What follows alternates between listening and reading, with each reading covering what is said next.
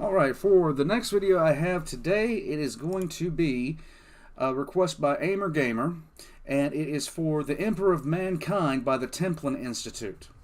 So, the Templin Institute, I have enjoyed a lot of their content. Their Stellaris videos are some of my favorite bits of content to watch, and the way they have simply invented worlds and entire societies in those have been outstanding. I still want my Pre-Kiki plushie. I'm just saying, if you don't know what that is, check out their playthrough of Stellaris Invicta, Season 1, where they played, oh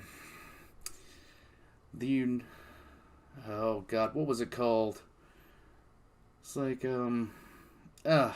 United Terran Protectorate or something like that. I can't remember right off the top of my head. So, we're going to get into this, check out the Emperor of Mankind, and let's see what they have to say. I probably know everything they're going to say. I'll fill in some points if they miss out anything. Typically, they don't do. I love their intro. Mine's...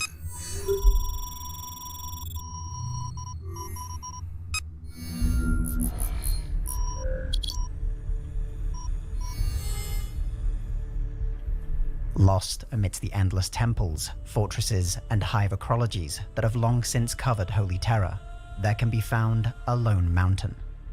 Upon its harsh granite face have been carved the stern visages of 4 warrior kings, to which countless pilgrims now offer sacrament. Who these men were, that the Imperium of Man should choose to honor them in such a way upon the divine soil of the throne world itself, has long since been lost to the ages. They are venerated simply as nameless heroes, and that is enough for the faithful.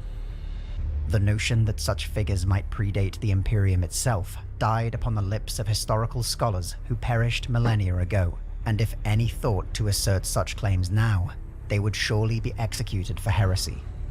True. Yet this lone mountain is in truth one of the last surviving links between the Imperium and the ages of mankind that came before. A few across the Imperium have unlocked the secrets to an unnaturally long life. Some among their number can remember the fiery nightmare of the Horus Heresy, when the Imperium was nearly split asunder.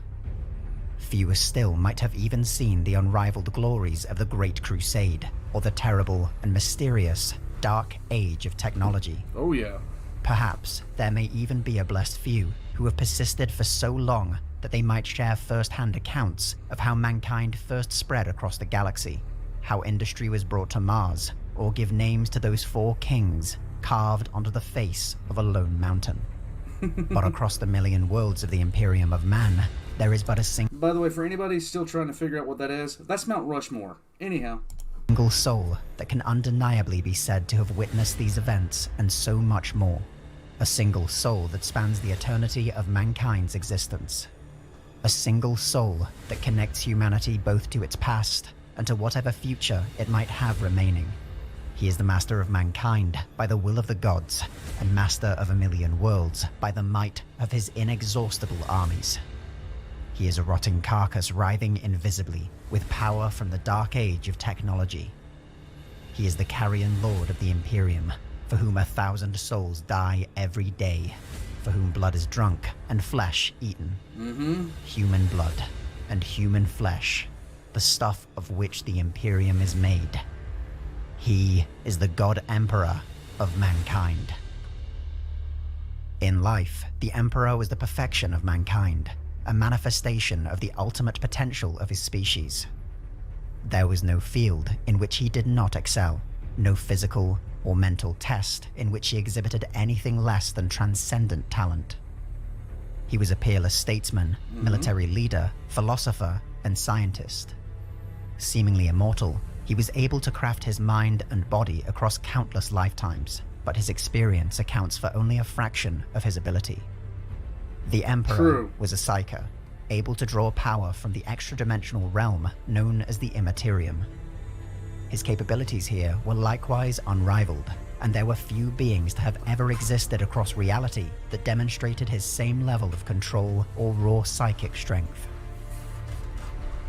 In death, the Emperor is a shattered wreck, more corpse than man, yet clinging to life through both his own inexorable will and the wondrous forgotten technologies of the Golden Throne.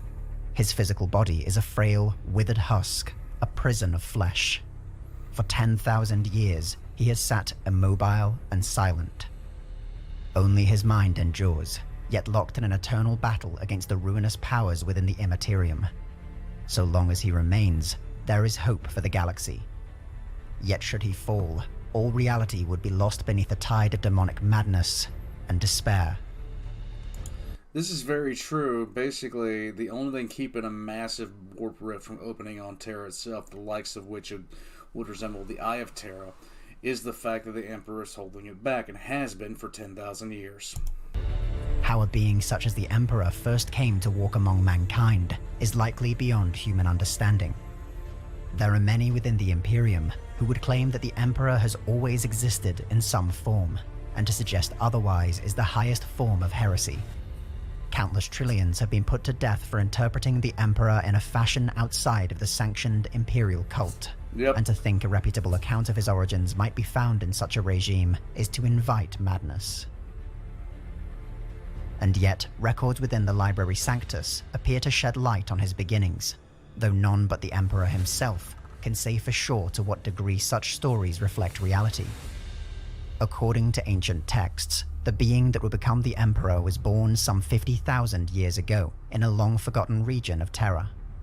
Some accounts claim he was intended to be the first and greatest of a new race of human psychers, a collective reincarnation of extinct shamans, sorcerers, and wise men who had guided humanity during prehistoric times.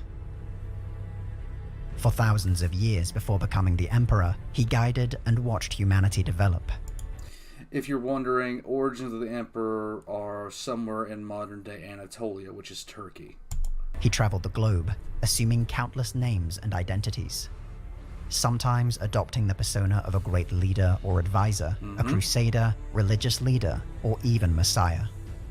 More often, however, he remained an unknown contributor to events, influencing their outcomes in a way that did not betray his involvement. Whatever his actions, all were ultimately in the service of humanity, guiding his race along a path of survival that he alone could see.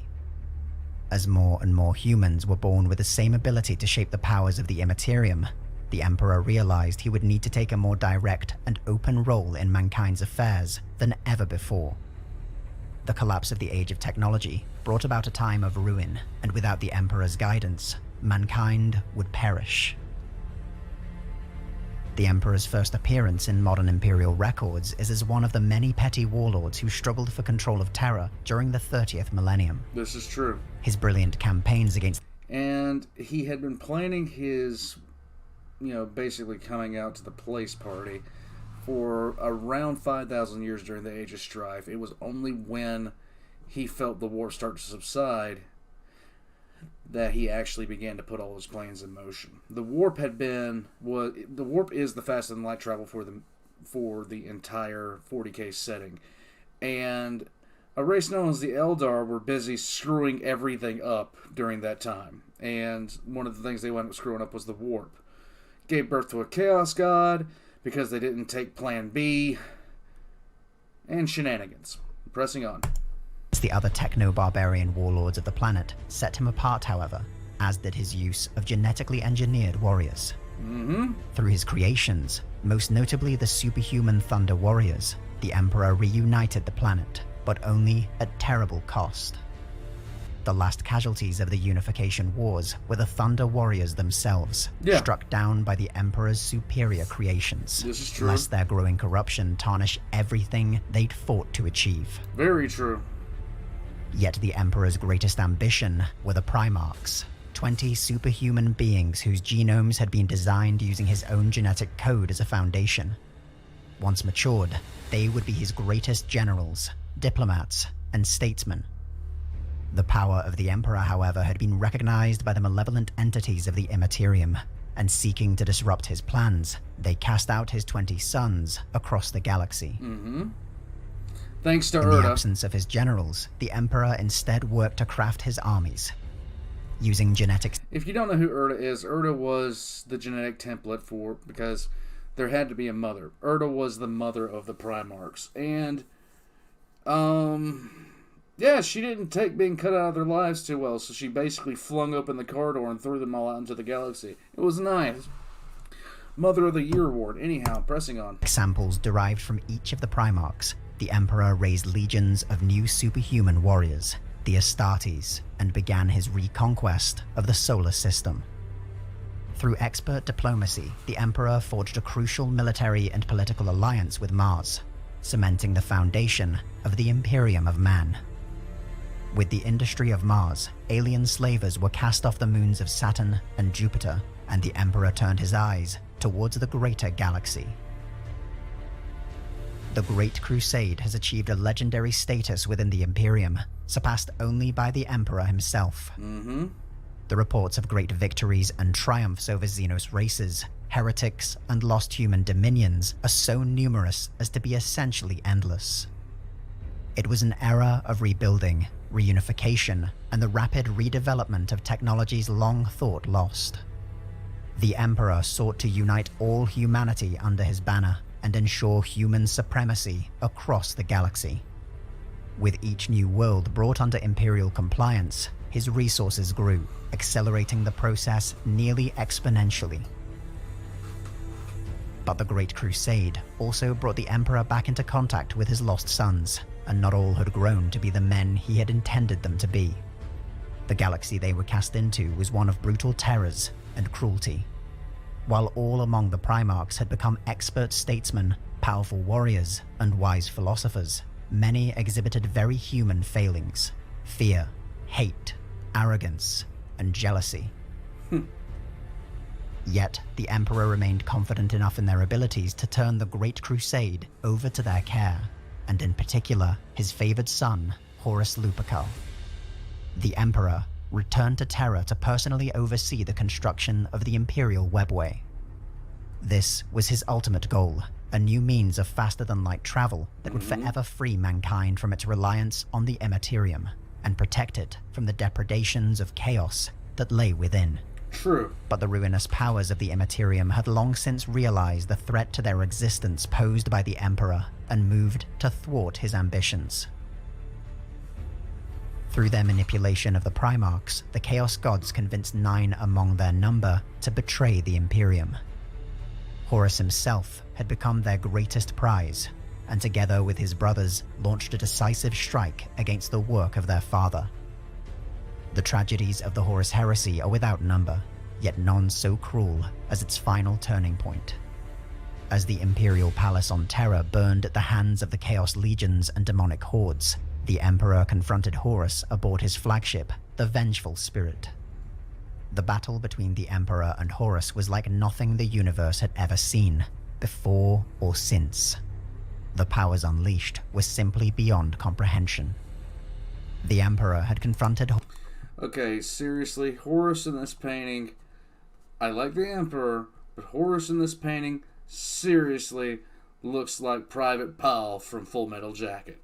Say I'm wrong. Horus as a means to end the conflict in a single stroke, but according to legend, found himself unable to kill a son he still truly loved. It is said Horus tore off one of his father's arms, shattered many of his organs, and still the Emperor refused to deliver a killing blow. From what accounts survived, it appears that it was only when Horus casually and cruelly flayed a man alive who attempted to intervene that the Emperor realized his son was truly lost. The psychic energies that destroyed Horus tore his soul from reality in a manner that blotted the arch-traitor from all existence. It was an act of destruction so final that not even the powers of the Chaos Gods could save or revive their fallen champion. But the act had come too late. The Emperor was mortally wounded. His final instructions to the loyal son that had found his crippled body described how to modify the Golden Throne. It had been intended to form the heart of the Imperial Webway. Now it would be an arcane form of life support, holding together the Emperor's crumbling body. Through his will, the Astronomicon would be projected, a psychic beacon allowing travel through the Immaterium and the survival of mankind. For 10,000 years, the Emperor has persisted atop... This is without a doubt the creepiest picture that I've ever seen of the Emperor, and it's just completely just wow. ...the Golden Throne, his spirit guiding an Imperium that has become a grim mockery of his original intentions. In the Great Crusade, the Emperor brought to the Imperium a materialistic, atheistic faith based on reason and science, rejecting all vestiges of irrationality and superstition. Now, superstition and irrationality rule over all, with the Emperor's true values derided as heresy and witchcraft. True. The Emperor fought to purge all forms of religious faith and break the power it had always had over humanity. Now, the Emperor himself is venerated as a god, worshipped by countless souls as humanity's divine protector. The Emperor's ultimate goal was to rid humanity of the influence of the ruinous powers. Now the fates of both have intertwined to such an extent that it may be impossible to ever reverse. With his ascension to the status of a deity, the nuances of his personality and character have been lost. Was the Emperor a loving father to his sons and all humanity, or a cold and calculating tyrant whose brutal methods tarnished his eventual triumphs? The truth is likely somewhere in between, but now impossible to know for certain. Regardless, the being who today sits atop the Golden Throne is likely far different than the man who is interned within it. Yes.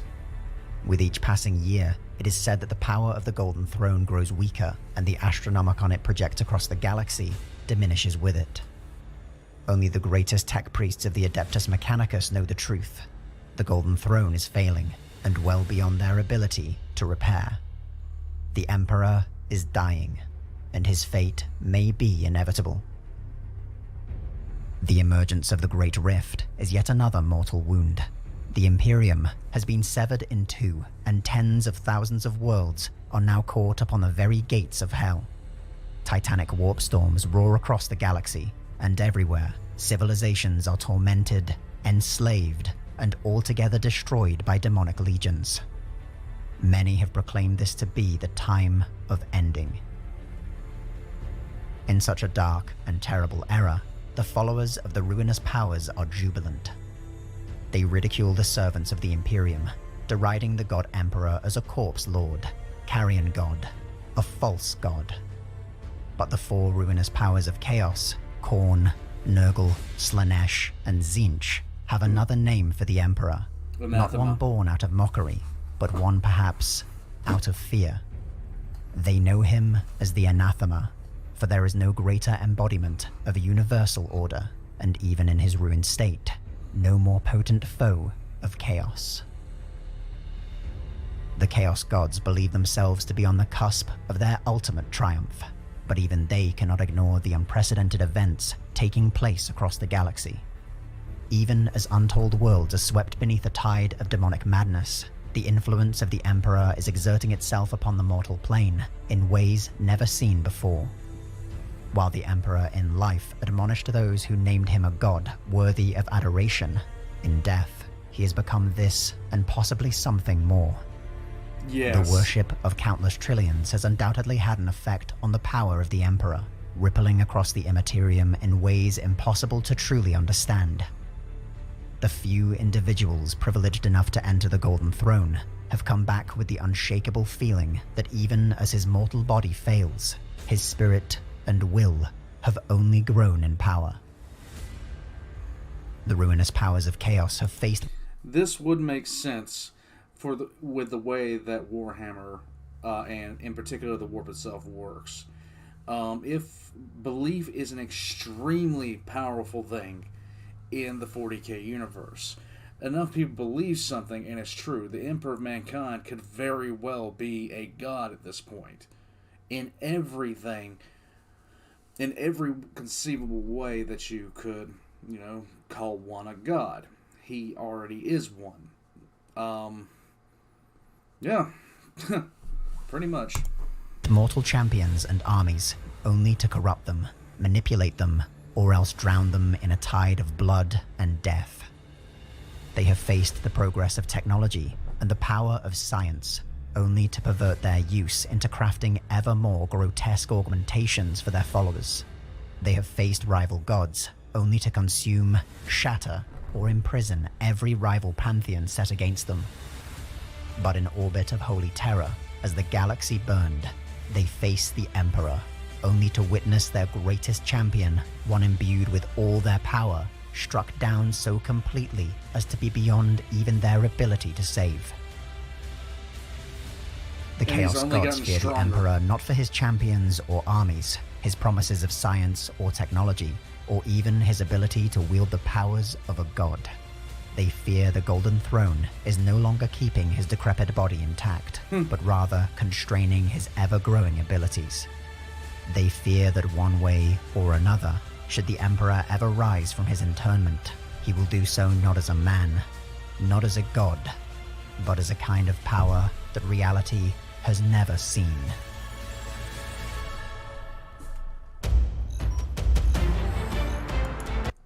That is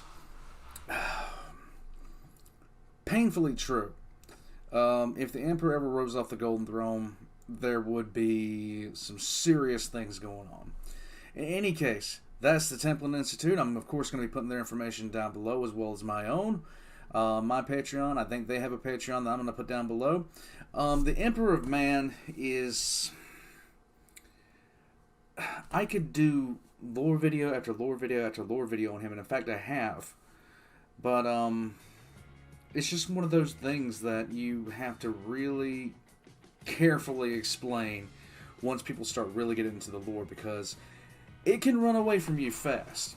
In any case, I'll catch you guys next time.